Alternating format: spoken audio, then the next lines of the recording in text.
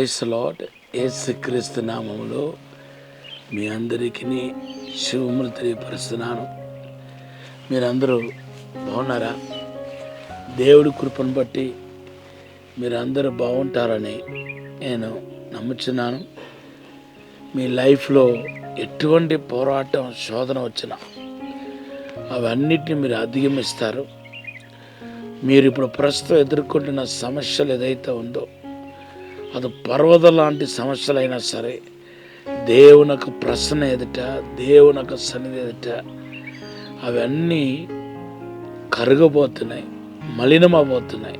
కాబట్టి అది మీ పని కాదు. కాబట్టి దాని గురించి మీరు ఆలోచించబాకండి. ప్రభుకు విడిచిపెట్టేయండి. దేవుడే మీ జీవితంలో అసాధారణమైన అద్భుతమైన కార్యం జరిగిస్తాడు.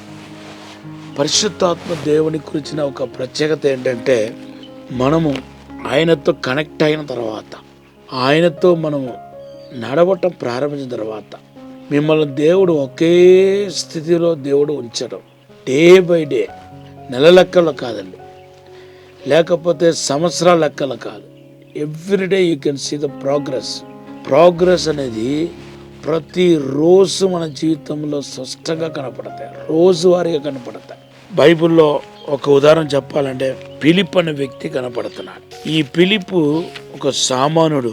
ఆయన మొదటిగా మనకి అపోస్తల కార్యంలో 6వ అధ్యాయం 1-2 వచనంలో కనపడతాడు. ఈ ఫిలిపు పరిచారకుడుగా మొదటిగా మనకు పరిచయం అవుతున్నాడు. తర్వాత అపోస్తల కార్యం 6వ అధ్యాయం 3వ వచనంలో ఫిలిపు పరిశుద్ధాత్మతో నిండుకున్న వాడే కాబట్టి దేవుని బిడ్డలారా, ఆయన సేవ కొరకు ఎన్నుకోబడ్డాడని మనకు అర్థమవుతుంది.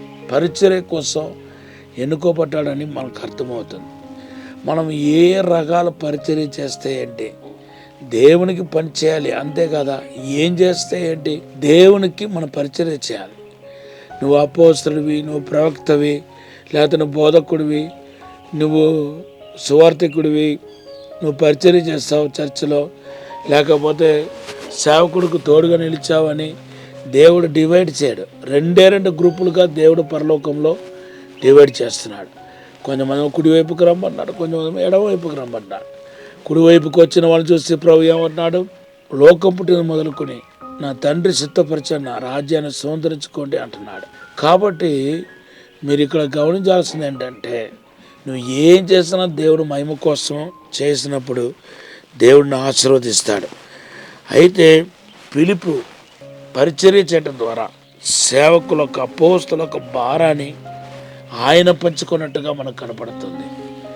మరి సేవకులు, ఉన్నతమైన సేవకులు, నాయకుల యొక్క భారాన్ని మిమ్మలను మోసేవారుగా పరిశుద్ధాత్మ దేవుడు చేస్తాడు. తర్వాత మనం చూస్తే, రెండవదిగా మనం చూస్తే ఫిలిపు గురించి 8వ అధ్యాయంలో మనకు కనపడుతుంది. 8వ అధ్యాయంలో సువార్త కోసం ఫిలిపు పంపించబడినప్పుడు దేవుని బిడ్డలారా, ఆయన ద్వారా అసాధారణమైన అద్భుతమైన కార్యాలు జరిగిందంట.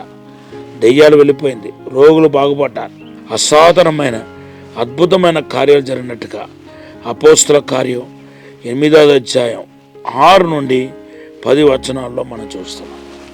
సో చూడండి, ఇప్పుడేమో అద్భుతాలు చేసేవాడుగా, స్వస్థపరిచర్య కలిగిన వాడుగా, మరి కొన్ని వేల మంది పట్నం అంతా ప్రభు వైపు మలచబడినట్టుగా అపోస్తల కార్యం 8:8లో మనం చూస్తున్నాం. ఈసారి అపోస్తల ద్వారా జరగని కార్యం కూడా ఎవరి ద్వారా జరుగుతుందంటే ఫిలిపు ద్వారా జరుగుతుంది. మూడవదిగా చూస్తే ఆత్మతో కొనుగోబడుతున్న అనుభవంలోనికి నడిపించబడుతున్నాడు ఈ ఫిలిపు.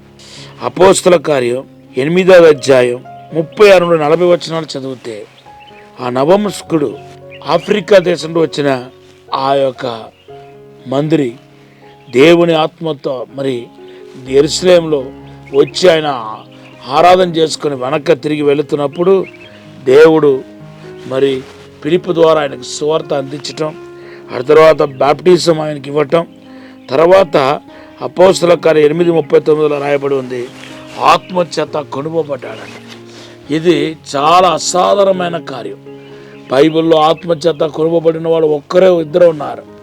కానీ ఇక్కడ చూడండి, ఫిలిపు ఆత్మచేత కొనుగోబడ్డాడు. ఒక్క స్థలం నుండి ఇంకొక స్థలానికి నడిపించబడుతున్నాడు. ఆ ట్రావెల్ అవుతున్నాడు, ఆత్మలో ట్రావెల్ అవుతున్నాడు. ఇది నార్మల్ వాళ్ళకి అర్థం కాదన్నమాట. ఆత్మీయ నేత్రం గల వాళ్ళకు, ఆత్మీయులకు మాత్రమే అర్థమవుతాయి. దేవుడు అమాంతంగా ఆ వ్యక్తిని తీసుకెళ్ళి ఇంకొక చోట్ల పెట్టేస్తాడు. ఇది ఎలా సాధ్యమవుతాయి?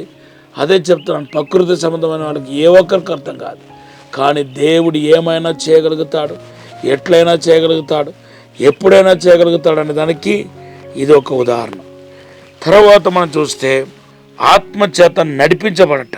అపోస్తల కార్యం 8:29 చదివితే, నువ్వు వెళ్ళి ఆ రథముతో కలుసుకోమని దేవుడు స్పష్టంగా క్లియర్గా మాట్లాడగా వెళ్ళి ఏం చేస్తున్నాడంటే ఆయన నడిపించబడటం, ఆయన ఆ రథముతో కలుసుకుంటున్నాడు.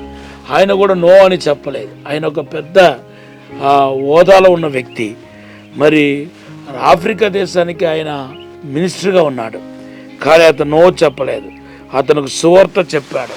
ఒక ఉన్నతమైన అధికారులకు సువార్త చెప్పిన వ్యక్తిగా మనకు కనపడుతున్నాడు. చివరిగా మన ఫిలిప్పు గురించి మనం చూస్తే ఆయన ఫ్యామిలీని కూడా దేవుడు ఆశీర్వాదకరంగా వాడుకున్నాడు. ఫిలిప్పు కుమార్తెలు 4 ప్రవచించేవారని అపోస్తల కార్యం 21వ అధ్యాయం 9వ వచనంలో మనం చూస్తున్నాం. ఈవెన్ ఫ్యామిలీని కూడా ప్రభు కోసం ఆదాయపరుచుకున్నాడు. ఆయన మీద ఉన్న తుప్పట్టి ఆయన పిల్లల మీద వచ్చాయి, పిల్లల మీదకి పడింది. ఈరోజు నా వాక్యం మీ జీవితంలో ఫిలిప్పు లాంటి అభిషేకం, ఫిలిప్పు లాంటి ఆత్మ మీరు పొందుకోవాలని కోరుతున్నాను. ప్రారంభం స్వల్పమైనప్పటికీ రాని ఎంతో ఆశీర్వాదకరంగా ఉండబోతుంది. నేను ఒక చిన్న ప్రార్థన చేస్తాను. పరిశుద్ధము నమ్మకమైన పరలోక తండ్రి, నీకు వందనాలు, స్తోత్రాలు ప్రభా.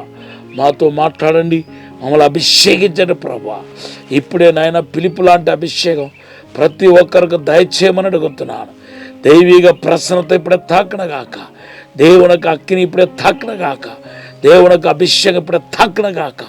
ఇప్పుడే అభిషేకించండి ప్రభా. 2 పాల ఆత్మతో నింపమని యేసు నామములో అడిగి వేడుకుంటున్నాము తండ్రి, amen. Have a blessed day. ఈరోజు దేవుడు మీకు ఇచ్చిన వాగ్దానం యెషయా గ్రంథం 59:21. God bless.